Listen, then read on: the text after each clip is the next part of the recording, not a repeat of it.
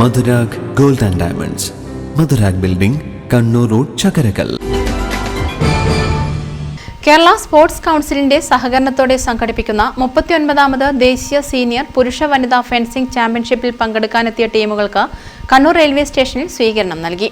മണിപ്പൂർ, ആസാം, ഗുജറാത്ത്, കർണാടക ടീമുകളാണ് തിങ്കളാഴ്ച രാവിലെ കണ്ണൂരിൽ എത്തിയത്. കണ്ണൂർ കോർപ്പറേഷൻ മേയർ മുസ്ലിഹ് മഠത്തിൽ, സംഘാടക സമിതി chairman KV Sumesh MLA, deputy mayor P Indira, Kerala fencing association president OK Vineesh, Kannur ജില്ലാ sports council president KK Pavithran തുടങ്ങിയവർ സ്വീകരണത്തിന് നേതൃത്വം നൽകി.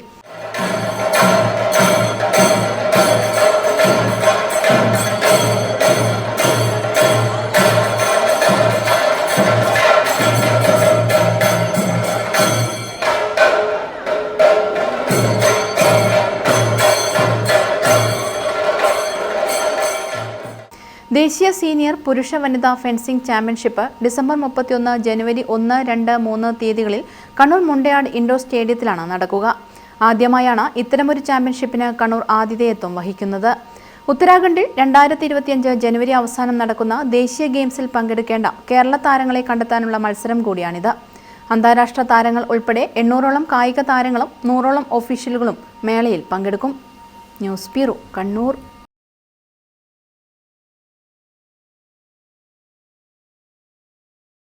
അഹല്യയ്ക്ക് 30 വർഷത്തെ പാരമ്പര്യവും വിശ്വസ്തതയുമുണ്ട്. നേത്ര സംരക്ഷണത്തിന് നമ്മുടെ അഹല്യ.